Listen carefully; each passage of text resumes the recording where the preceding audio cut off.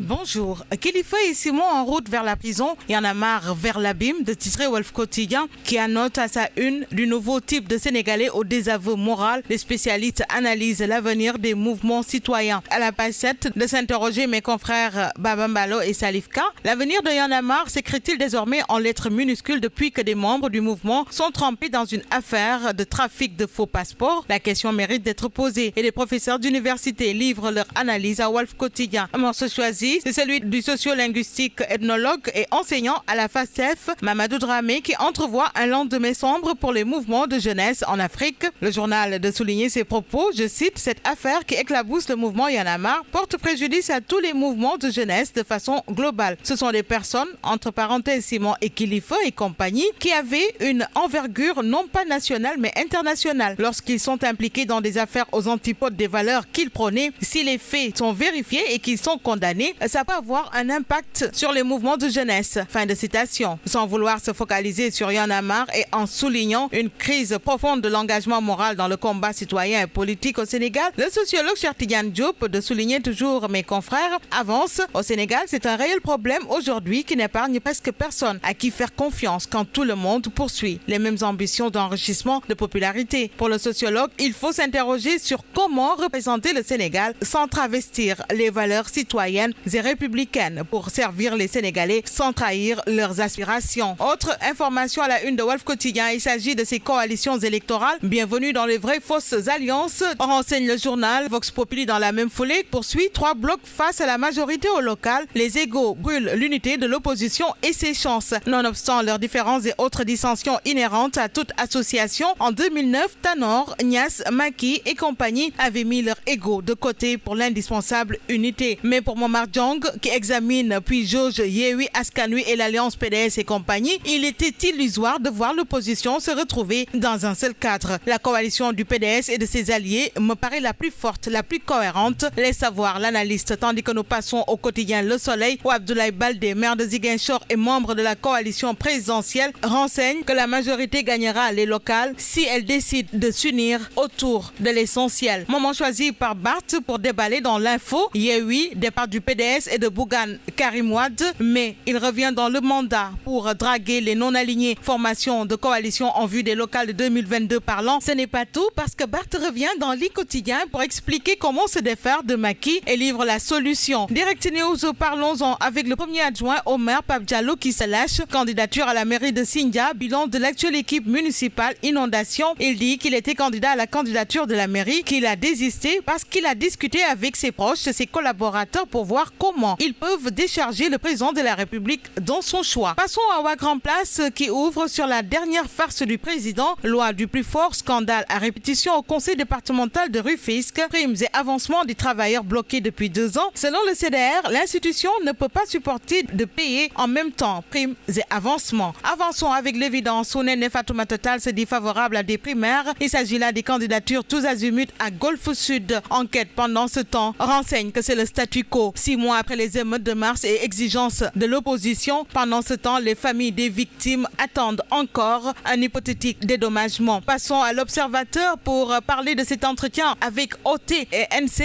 les initiales de 2 jeunes dames au cœur de l'affaire. L'affaire, il s'agit du trafic de passeports. L'Observateur livre des révélations fracassantes sur ce trafic-ci. OT, justement, confie: le député Mamadou Sall m'avait promis un titre de séjour portugais. NC, à son tour, explique comment on leur a livré les actes de mariage pour les passeports. Des avocats au barreau de Paris racontent pendant ce temps la légèreté avec laquelle le passeport diplomatique sénégalais est délivré. Passons à Critique qui ouvre sur ces ministres en sursis en cas de défaite aux élections locales. Le journal de les cités: Amadou Hott, Ndeye Saly Diop Dia, Abdou Karim Sall, Dame Diop, Mamadou Talla, Moïse Sarr, Malbaré, des membres fondateurs très remontés contre Macky. Delta a-t-il de potentiels successeurs? C'est le titre interrogatif de 24 heures ce matin. Passons à Rewmi Quotidien pour parler de Babacar Diop, FDS, les Guelwaars, qui souligne que Macky aurait gagné le prix Nobel de la fiction économique. La Dépêche, dans sa livraison du jour, parle du boom immobilier au Sénégal, le secteur infesté par des délinquants à col blanc. En parlant de délinquants, justement, Libération enchaîne. L'entreprise chinoise CRSG Automobile mise en cause pour évasion de devises, banditisme autour de 9,031 milliards. Autre information, la DIC a bouclé son enquête. Kilifeu sportifs Simon et Cher déféraient aujourd'hui les derniers développements du dossier, les délits visés et l'entrée en scène de la police italienne. Poursuivons avec la tribune pour parler de cet incendie à Saly. Un couple et son bébé tués par les flammes. 3 corps calcinés, renseigne Source A à son tour. Passons au sport avec ça tout d'abord. Prime League, City, Chelsea et Liverpool en patron. Ronaldo en flamme Old Trafford. Et nous bouclons avec Sunolamb, gants en lutte avec frappe, violence, dopage, face à face. Les grands chantiers de Birasen. Bonne lecture à tous.